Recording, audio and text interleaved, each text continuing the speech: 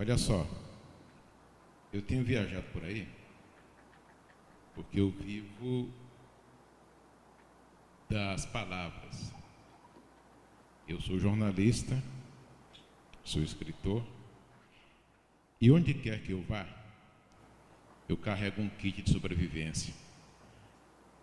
Eu estive em Londres para falar sobre tecnologia, alta tecnologia, tecnologia de ponta. Eu trabalho em televisão. E para discutir com o público, eu levei um rolo de barbantes. Em São Paulo, eu levei uma atiradeira. Recentemente, na Universidade Federal do Rio de Janeiro, eu levei uma banana para falar sobre tecnologia e palavra. Este aipim eu sempre carrego, essa macaxeira, esta vela, e para completar o kit, eu só preciso que o meu Motorola de um telefone da Apple. Alguém tem para me emprestar? Um telefone da Apple, tem? Alguém tem? Não vou fazer desaparecer, só queria... Eu devolvo. Tem da Apple? Por favor. Então, neste primeiro momento, eu quero mostrar para vocês como a tradição dialoga de igual para igual com a contemporaneidade. Eu sou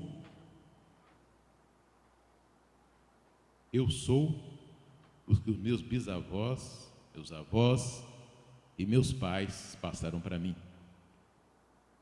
Eu sou feito de dois saberes, um saber herdado que eles me deram e um sabor que é absolutamente meu, que eu adquiri. Então, entre esses dois saberes, o herdado e o adquirido, eu estou no meio. Eu me comporto sem nenhum estrelismo como uma pessoa mediana, como uma pessoa medíocre, porque eu estou no meio. Entre o passado e a possibilidade do futuro, é aqui que eu me situo. Como pai, como avô, como cidadão, como pensador. Aqui, por exemplo, eu vou provar a vocês que isto aqui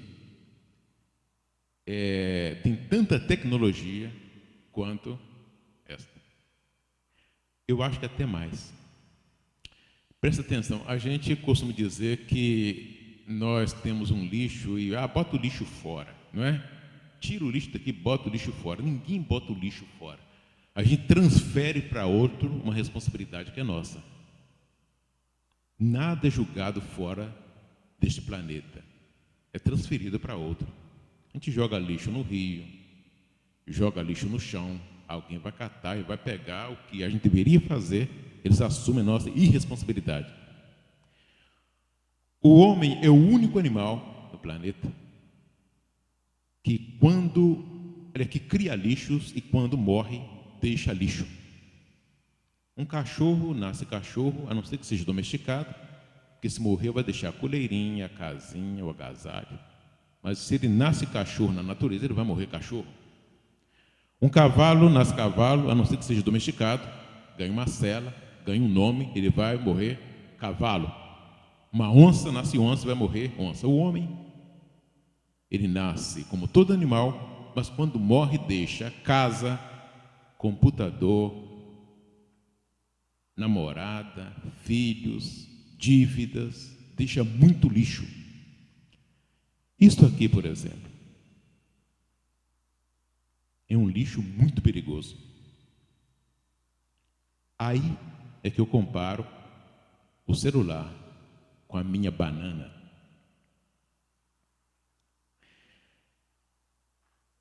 E Steve Jobs, quando apresentava os telefones da Apple, não sei se vocês lembram, ele dizia o seguinte: aqui está a criação de Deus, né? mais bonito, a mais bonita, a mais bonita, a mais sábia criação de Deus. A palavra saber e sabor tem o mesmo radical latino, sapere. É por isso que essa maçãzinha mordida, porque ela é muito saborosa. Não existe nada mais sedutor do que isso aqui, não é? A gente come isso o tempo todo, a gente vive com isso, a gente não consegue sobreviver sem isso aqui. Eu não consigo, mas também não consigo sobreviver sem a banana. Olha como são idênticos. Quando Steve Jobs falava que a Apple é saborosa e sábia, ele queria dizer que ela é uma musa bonita, né? Sapientum, sábia. Musa sapientum é o nome científico da banana. Por que musa? Porque é a mais bonita. E sapientum é a mais sábia e a mais saborosa. Nas culturas de matrizes africanas, a banana é a planta sagrada, ela é a planta que anda, ela é a planta intermediária entre a tradição e o contemporâneo, porque você não sabe o que é uma bananeira, se é uma árvore ou se é uma erva. Ela não tem tronco, mas cresce tanto quanto uma árvore. Então, isso aqui para mim é um mistério. E um detalhe, tudo o que isso aqui faz, essa aqui também é capaz de fazer. Duvido? Eu me lembro que eu estava em São Paulo, Cacá, e Rio Grande do Sul, em Passo Fundo. Era uma plateia enorme. E os meninos, todos eles, quando eu perguntei, quem tem um celular? Todos eles, nós temos! Aí eu pedi o mais bonito, que era um dourado. E falei, olha, depois da minha fala, você vai ter de jogar isso no lixo. Aí eles riram. Então, quando eu terminei, e dizendo que tudo que o celular fazia, a banana era capaz de fazer, ele me perguntou, mas como você pode mandar mensagem com a banana? Não é? É possível. Sem depender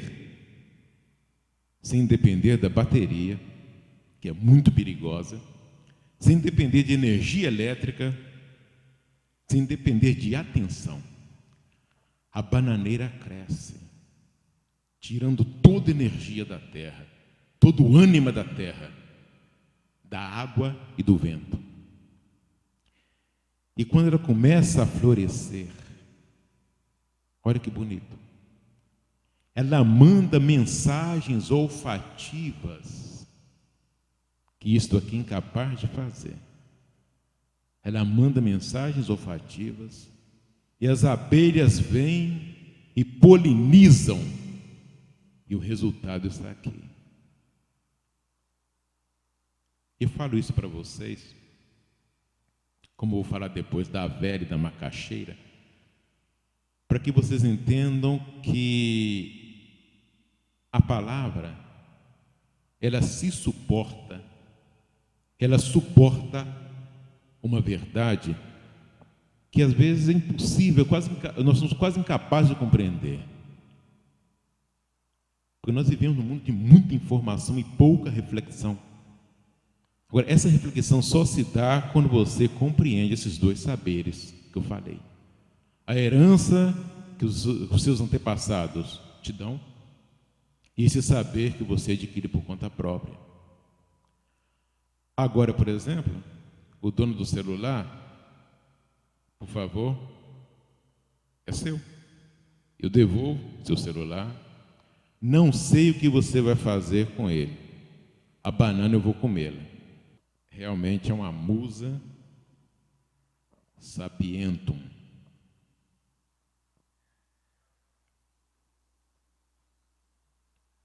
Invejável, né? Nada se perde aqui, gente. Nada, nada, nada. Isso aqui não precisa jogar fora, dá para fazer doce, fazer farinha. Isso aqui, caramba.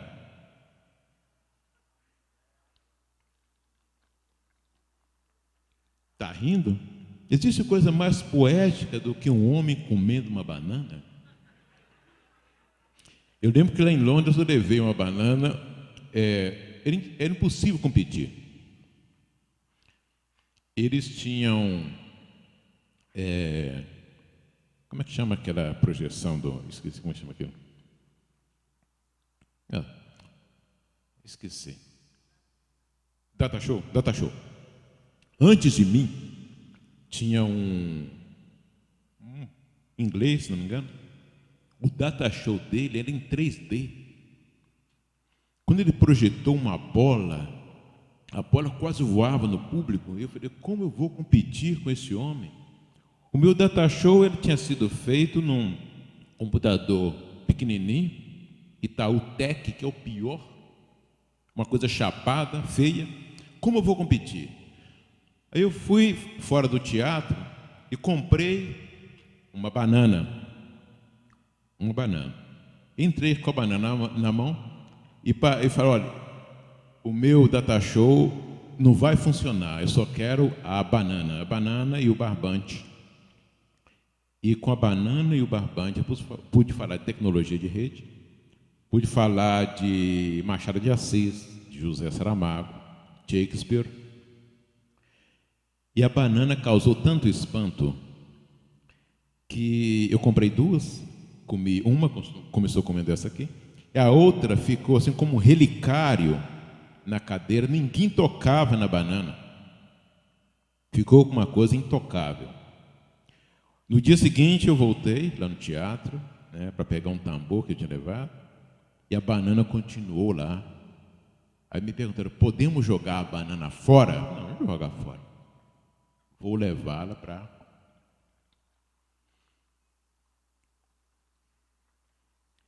Sem palavras. Obrigado. Isto aqui, então, caramba, olha só. O meu bisavô, o senhor Joaquim, ele era judeu. A minha bisavó era portuguesa, de Algarve. O meu avô era índio, da tribo dos índios puris, e a minha avó era angolana. Às vezes, quando começa a falar dessa genealogia, do que eu sou, eu posso resumir com uma palavra: eu sou brasileiro. Brasileiro desterrado, porque como bisneto de judeu, o meu bisavô não teve a terra prometida. Como neto de índio, a terra do meu avô foi roubada. Como neto de angolana, a minha avó preta foi desterrada. Eu fui criado por duas avós, uma avó preta, Dona Eva Paulina de Jesus, macumbeira, tinhosa, e por uma avó branca, Dona Angelina, católica, apostólica, romana. Enquanto a avó preta falava das macumbas, a minha avó branca falava dos santos. E eu sempre carrego esses elementos aqui para falar desta identidade, da minha ligação com essas duas avós, que elas se expressavam numa poesia visual, mas com uma forma tão segura, tão terna, mas também muito contrastante, muito dura, porque nós somos exatamente isso, frutos da dureza e da pureza, do leve e do pesado. No caso da minha cultura, embora isso não seja rígido, elas trocavam de papel com muita facilidade. A minha avó negra representava a dureza, a verdade, a terra, e a minha avó branca nos jogava para o céu. Então, a avó preta, a avó branca dizia o seguinte, ó, Deus criou a vela. Bonita, né? Como o celular da Apple, do Steve Jobs. Bonita, para alumiar a vida. E o diabo, com inveja, criou a macaxeira. Que é igualzinha a vela, não é? A mesma coisa, tem um pavio aqui, só não acende. Mas o diabo, como tentou imitar Deus, não conseguiu, ele achou a criação dele muito feia e enterrou. Por isso que ela ganhou essa cor escura, essa cor preta. Mas se você abrir aqui, é uma vela. Isto aqui, obra de Deus, isto aqui, obra do diabo. Minha avó branca dizia que Deus criou a vela para alumiar a vida. A avó preta dizia que o diabo criou o aipim, a mandioca, a macaxeira, para fazer comida. Então, quem é mais sábio? O artista, que é Deus, ou o arteiro, que é o diabo? Aí é que está o valor do que falei antes, da visão terciária do mundo.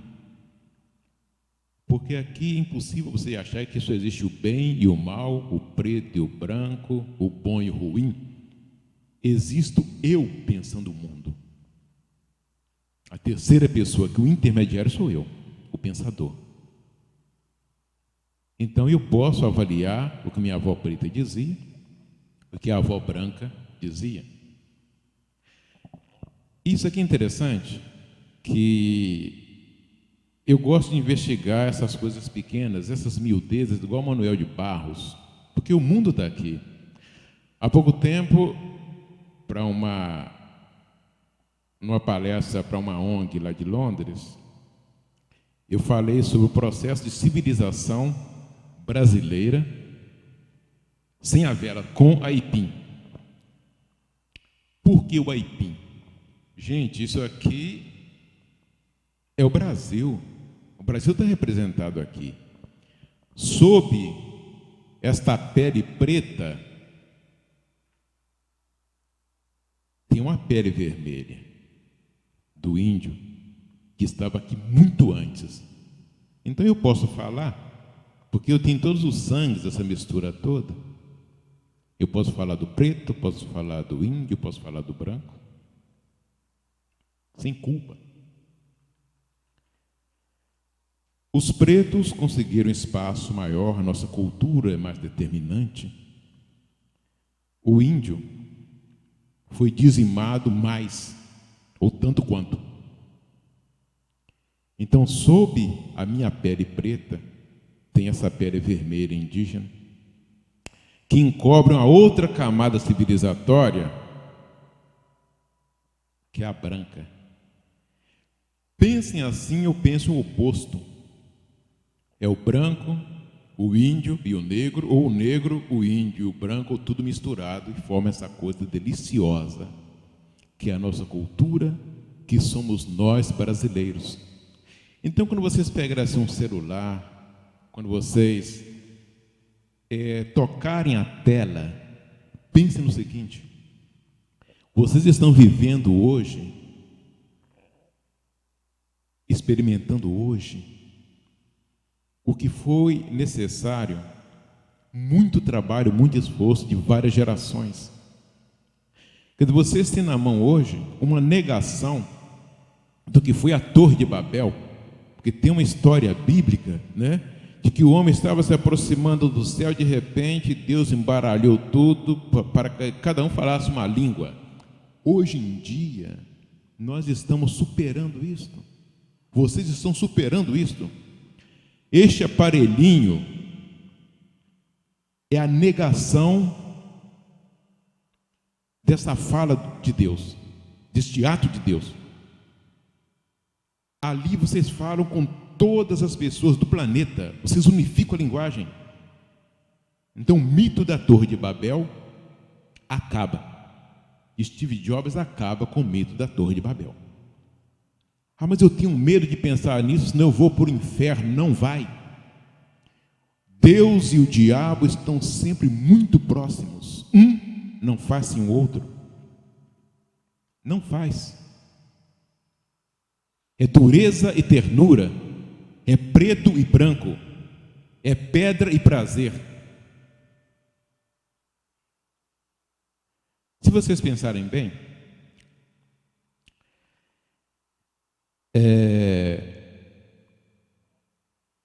nós comemos uma obra do diabo todos os dias. E uma obra sagrada pelo divino. Minha avó dizia, a avó preta e a branca sempre, que Deus fez o pão. Fez o pão, amassou, com muito carinho, fermento, polvilhou ali com açúcar. Mas só que Deus, ele se cansa, né? No 7º dia, quando ele criou o mundo, ele descansou. Então, quando ele acabou de preparar o pão, na hora de enfornar, ele, estou cansado. E Deus, descansou. Quando Deus descansou, o diabo apareceu.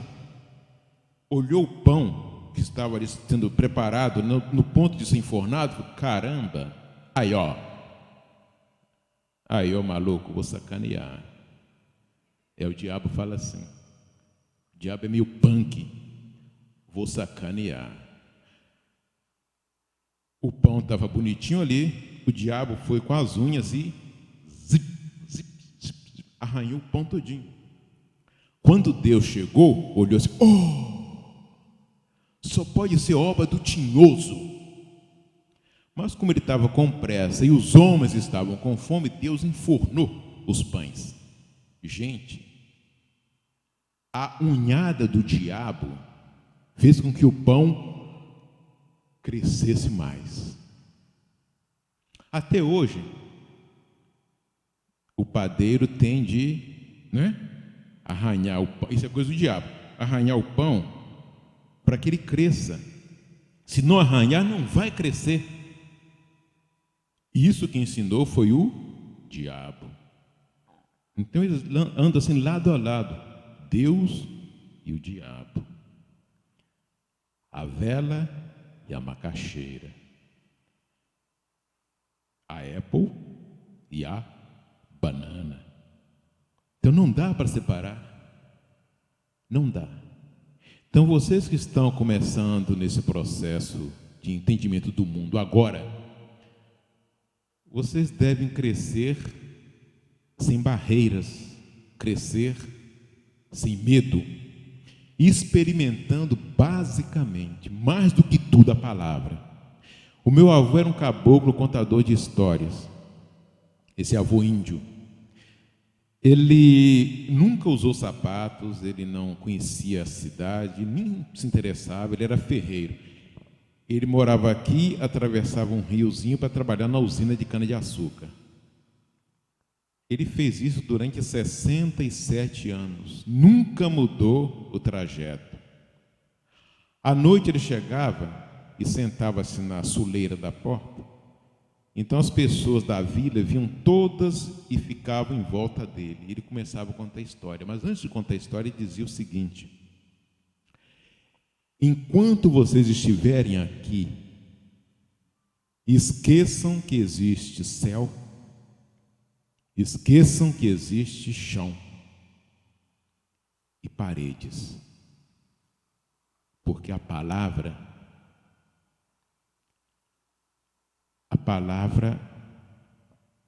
protege, a palavra sustenta e a palavra organiza. Eu nunca esqueci disso. Eu escrevo. Como escritor, eu já ganhei o maior prêmio de literatura do meu país, o Prêmio Barco a Vapor, com romance. Já viajei para muitos lugares como escritor. Eu vivo disto, como roteirista de televisão.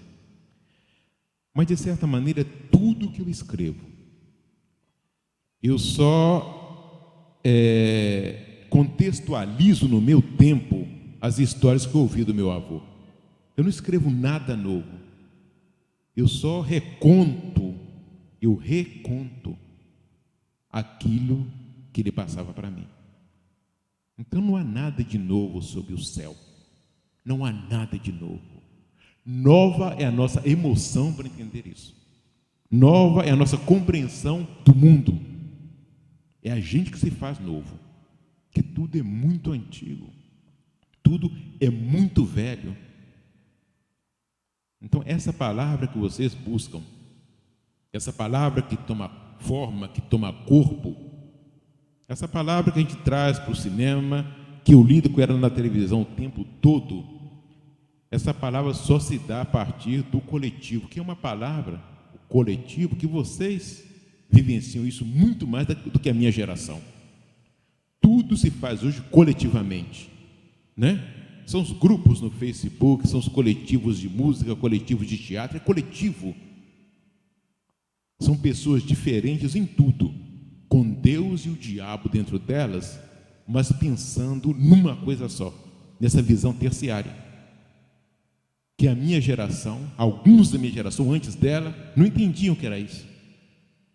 Porque era assim, ou você vai para o céu, ou vai para o inferno, né? É céu, inferno, bem ou mal, ruim ou bom. Mas nunca se colocava como pensador, como o eixo dessa transformação. E este eixo são vocês. Obrigado.